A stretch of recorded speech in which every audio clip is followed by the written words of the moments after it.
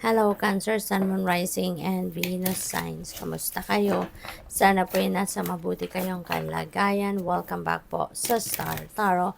At kung bago kayo dito, welcome din po kayo. Please subscribe, like, share my videos, and leave me a comment kung nakaresonate po kayo. Thank you. Tignan natin kung ano yung mga messages ninyo for today.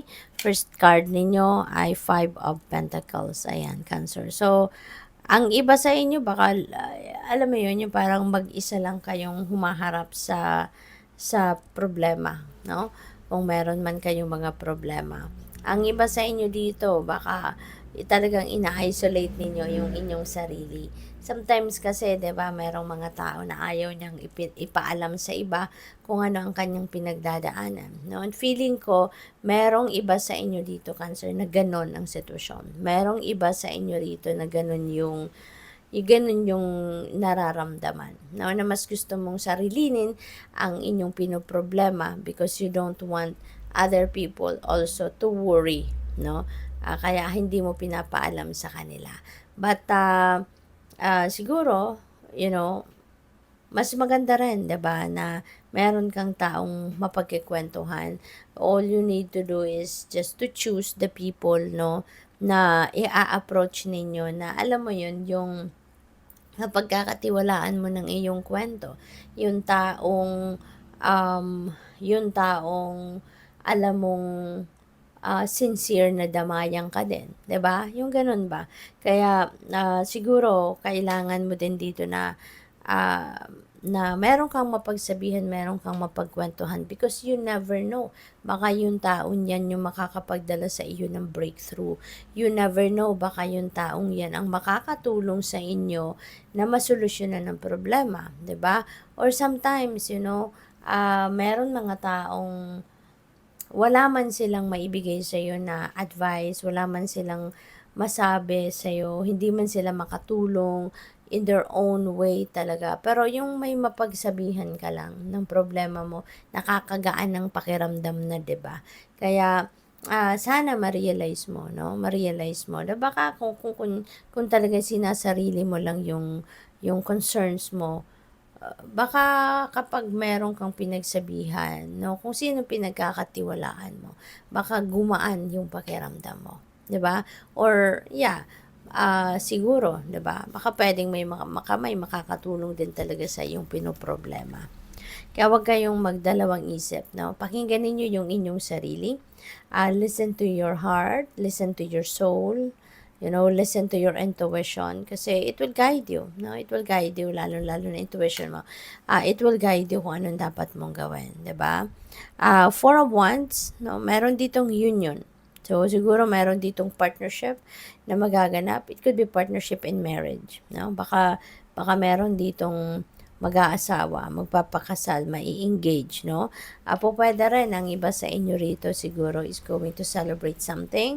Baka ang iba sa inyo baka merong accomplishments or achievements, no? At gusto niyang i-celebrate yan kasama ang pamilya, kasama ang mga kaibigan, something like that. Okay? So, what else?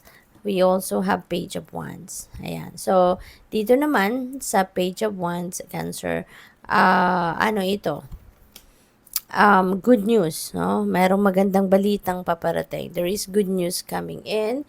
There is good news coming your way. Alright? At ang good news na to, ano ito? Yung good news na to could be related to work. This could be related to work. This could be related to something na pwede ninyong pagkakakitaan na wherein magagamit mo yung mga interest mo, magagamit mo yung talent mo, magagamit mo dito yung creativity mo, yung ganon. Okay?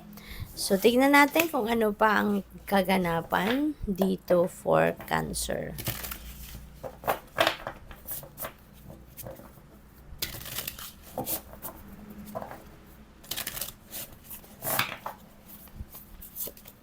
We have choose who you are becoming. Ayan. So, maybe now is also the time na mapag-iisipan mo or pag-iisipan mo, ano nga ba, no? Sa taong 2026, who I want to be. No? para siguro ito yung magiging ano mo, ito yung magiging inspiration mo, motivation mo para mas magsipag pa, magtiyaga pa, at saka baka gusto mong isipin dito, who I want to be this time, para meron kang susundan na yung kasi kapag may goal tayo, mas sinisipag tayong magtrabaho or pagsikapan ang kung ano man yung goal natin, 'di ba?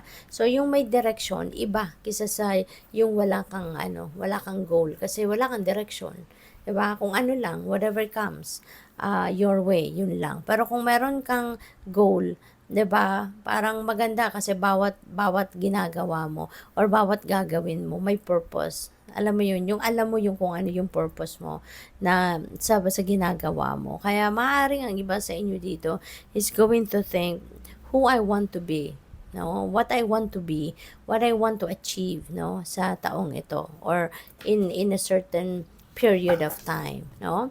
So, maybe that is one thing na gusto ninyong gawan, na pag-isipan ngayon. Stop, drop, and ground. Ayan. So, maybe this is also important sa ngayon na gawin ninyo. Kasi baka in the past, no, lagi kayong busy, lagi kayong maraming ginagawa. Maybe you've been doing a lot of different things, no, na pagod na kayo, na stress na kayo. Kaya ngayon, tigil muna. Okay? Stop and drop and ground. Diba? Talikuran mo muna kung ano man ang iyong mga pinagagagawa, pinagkakabisihan, and give yourself time to relax. Give yourself time to rest. Okay? Bago kayo magsimulang muli ng kung ano man ang mga bagay na kailangan ninyong pagtrabahuan or pagsikapan, before you start doing that, ground yourself first. Magpahinga ka muna, mag-rejuvenate ka muna, mag-recharge ka muna para sa pagsisimula mo, you are physically, mentally, emotionally fit and ready. Okay? So, what else? We have bravely market your magic. Okay? So, this time, maaari na ipapakita mo na, you're going to show off your talents, your gifts, 'di ba? Yung skills mo, at maaring related yan dito sa mga balitang dadating. Merong mga opportunity dito na talagang mamamarket mo yung galing mo, yung talent mo, yung skills mo. 'Di ba? Baka merong mga opportunity dito na talagang pwede mong ilabas, ipakita, no, i-share sa iba kung ano ang whatever it is that what you've got, kumbaga, no, show what you've got. So good luck. Thank you for watching. Love and light. Namaste.